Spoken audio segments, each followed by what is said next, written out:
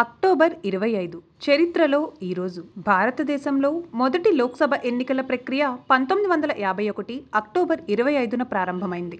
మొదటి లోక్సభకు 1951 అక్టోబర్ 25 ఇంకా 1952 ఫిబ్రవరి 21 మధ్య ఎన్నికలు జరిగాయి. ఆ సమయంలో లోక్సభలో మొత్తం 489 స్థానాలు ఉండగా పార్లమెంటు నియోజకవర్గాల సంఖ్య 401.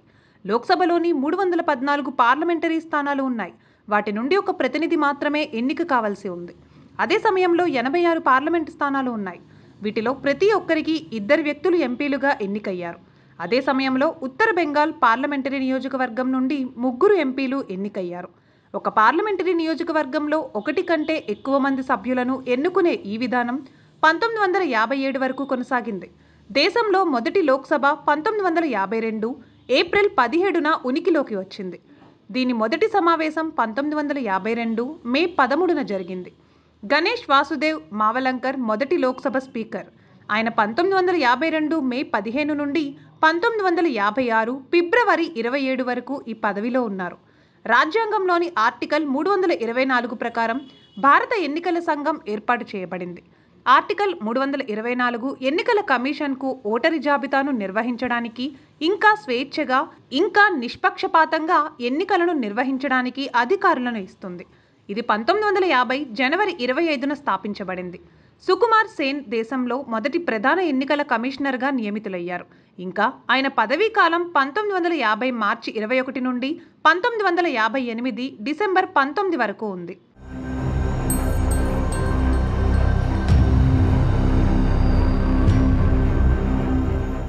1947 అక్టోబర్ 25న జమ్మూ ఇంకా కాశ్మీర్ రాచరిక రాష్ట్రానికి చెందిన మహారాజా హరిసింగ్ రాత్రి 2 గంటలకు శ్రీనగర్ నుండి జమ్మూకి బయలుదేరారు. ఆ తర్వాత మరుసటి రోజు అంటే 1947 అక్టోబర్ 26న హరిసింగ్ భారత్తో విలీన పత్రంపై సంతకం చేశారు. నిజానికి భారతదేశం స్వాతంత్రం పొందినప్పుడు భారతదేశంలో ఉన్న రాచరిక రాష్ట్రాలకు తాము భారతదేశంతో లేదా కొత్తగా ఏర్పడిన దేశం పాకిస్తాన్తో కలిసి జీవించాలనుకుంటున్నారా అని నిర్ణయించుకునే హక్కు ఇవ్వబడింది. భారతదేశంలో విలీనం చేయడంలో ఇబ్బందులు ఎదుర్కొన్న రాచరిక రాష్ట్రాలలో జమ్మూ ఇంకా కాశ్మీర్ అనే రాచరిక రాష్ట్రం పేరు కూడా చేర్చబడింది. పాకిస్తాన్ వ్యవస్థాపకుడు మహ్మద్ అలీ జిన్నా కాశ్మీర్పై దృష్టి సారించినట్లు నమ్ముతారు. కాశ్మీర్లో ముస్లిం మెజారిటీ ఉన్నందున దానిపై పాకిస్తాన్కు హక్కు ఉండాలని జిన్నా నమ్మాడు. కానీ మహారాజా హరిసింగ్ లేదా భారతదేశం దీన్ని కోరుకోలేదు. 1947 అక్టోబర్ 24 తెల్లవారుజామున వేలాది మంది గిరిజనులు రాష్ట్రంపై దాడి చేశారు. దాడి తర్వాత హరిసింగ్ భారతదేశం నుండి సహాయం కోరాడు. ఇంకా పరిస్థితులను పరిగణలోకి తీసుకొని భారతదేశంతో రాష్ట్రాన్ని విలీనం చేయడానికి చట్టపరమైన పత్రంపై సంతకం చేశాడు. ఈ పత్రాన్ని ఇన్స్ట్రుమెంట్ ఆఫ్ యాక్సెషన్ అని పిలుస్తూ ఉంటారు.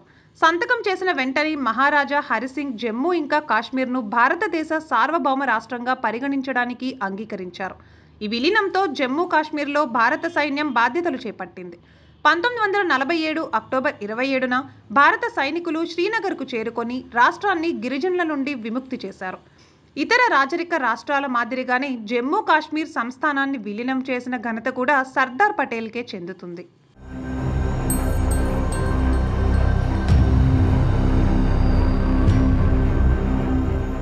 ఇక 2005 అక్టోబర్ 25న ఆధునిక హిందీ కథకులలో అత్యుత్తమ కథకుడు ఇక పాత్రికేయుడు నిర్మల్ వర్మ న్యూఢిల్లీలో మరణించారు. నిర్మల్ వర్మ మూర్తిదేవి అవార్డు, సాహిత్య academy award, Uttar Pradesh Hindi Samsthan award ఇంకా జ్ఞానపీఠ్ అవార్డులతో సత్కరించారు. నిర్మల్ వర్మ ఒక ప్రత్యేకమైన కథకుడు. ఆయన ఒకవైపు విస్తృత పాఠకులను మంత్రముగ్ధులను చేశాడు. ఇంకా మరోవైపు అనేక తరాల రచయితలను ప్రభావితం చేసి స్ఫూర్తిని పొందాడు. ఇది మాత్రమే కాదు, భారత ప్రభుత్వంచే సాహిత్యంలో నోబెల్ బహుమతికి అధికారికంగా ప్రతిపాదించబడిన మొదటి ఇంకా ఏకైక హిందీ రచయిత నిర్మల్ వర్మ. ఆయన 1950లలో రాయడం ప్రారంభించాడు.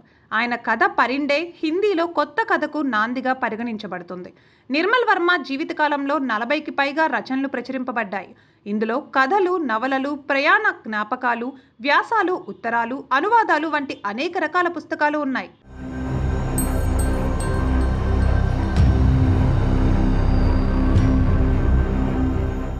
ఇక 1881 అక్టోబర్ 25న స్పెయిన్ గొప్ప చిత్రకారుడు పాబ్లో పికాసో జన్మించారు. ఆయన 20వ శతాబ్దపు అత్యంత ప్రజాదరణ పొందిన వివాదాస్పద ఇంకా సంపన్న కళాకారునిగా పరిగణించబడ్డారు. పికాసో కళాఖండాలు మానవ బాధల సజీవ పత్రాలుగా పరిగణించబడతాయి. పికాసోను క్యూబిస్ట్ ఉద్యమం సహ వ్యవస్థాపకుడిగా పిలుస్తారు. ఇది వస్తువులను రేఖాగణిత ఆకారాలుగా విభజించడం ద్వారా కళను అర్థం చేసుకునే విధానాన్ని విప్లవాత్మకంగా మార్చింది. ఇది బహుళ దృక్కోణాలను అనుమతిస్తుంది. పికాసో పని అనేక రకాల శైలులు ఇంకా మాధ్యమాలను కలిగి ఉంది. ఆయనను ఆధునిక చరిత్రలో అత్యంత బహుముఖ కళాకారులలో ఒకటిగా చేసింది. పికాసో అత్యంత ప్రసిద్ధ రచనల్లో ఒకటి గ్వెర్నికా. స్పానిష్ అంతర్యుద్ధం సమయంలో బాస్క్ పట్టణం గ్వెర్నికాపై బాంబు దాడికి ప్రతిస్పందనగా రూపొందించబడిన పెద్ద కుడ్యా చిత్రం. గ్వెర్నికా అనేది ఒక శక్తివంతమైన యుద్ధ వ్యతిరేక ప్రకటనగా నిలుస్తుంది. ఇది సరియలిస్ట్ ఇంకా క్యూబిస్ట్ మూలకాలను కలిపి మానవ బాధలు ఇంకా గందరగోళాన్ని వర్ణిస్తుంది. పాబ్లో పికాసో 1973 ఏప్రిల్ 8న మరణించారు. ఆధునిక కళ దిశను ఎప్పటికీ మార్చినా వారసత్వాన్ని వదిలిపెట్టడు. ఆయన రచనలు ప్రపంచవ్యాప్తంగా ఉన్న ప్రధాన మ్యూజియంలలో ఉంచబడ్డాయి. ఇంకా ఆయన ప్రభావం అనేక రకాల విభాగాలలో కళాకారులను ప్రేరేపిస్తుంది.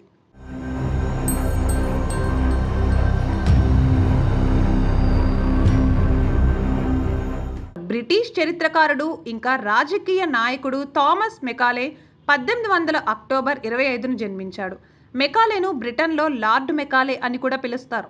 భారతీయ విద్యా వ్యవస్థను నాశనం చేయాలనే లక్ష్యంతో ఆయన పాశ్చాత్య పద్ధతులను అనుసరించమని ప్రజలను బలవంతం చేశాడని నమ్ముతారు. బ్రిటన్ అత్యున్నత స్థాయి నాగరికతకు ప్రాతినిధ్యం వహిస్తుందని మెకాలే తన సిద్ధాంతంలో చెప్పాడని అంటూ ఉంటారు. అదే సమయంలో ఆయన భారతదేశం పట్ల బలమైన న్యూనత కాంప్లెక్స్ కలిగి ఉన్నాడు. ఆయన అనేక సనాతన మత గ్రంథాలకు వక్రీకృత ఆంగ్ల అనువాదాలను కూడా చేశారు. అరబిక్ ఇంకా సంస్కృతం కంటే ఇంగ్లీష్ చాలా ఉపయోగకరంగా ఇంకా ఆచరణాత్మకంగా ఉంటుందని మెకాలే నమ్మాడు. ఇంగ్లాండ్లో లాటిన్ ఇంకా గ్రీకు భాషలు పుంజుకున్నట్లే ఇంకా పశ్చిమ యూరప్లోని భాషలుగా భారతదేశంలో ఇంగ్లీష్ కూడా పుంజుకోవాలి. మెకాలే పాశ్చాత్య నాగరికతను ఆంగ్లేయుల ద్వారా భారతదేశంపై రుద్దడానికి ప్రయత్నించాడు. దాని కారణంగా మనం మన భారతీయ నాగరికత ఇంకా సంస్కృతిని ధిక్కారంగా చూస్తాము. ఇంకా మనం న్యూనతా భావాన్ని పెంచుకుంటాము. మెకాలే భారతీయ భాషలను అభివృద్ధి చెందని ఇంకా పనికి రానివి అని పిలిచి అవమానించాడు. ఫలితంగా భారతీయ భాషల అభివృద్ధి ఆగిపోయింది.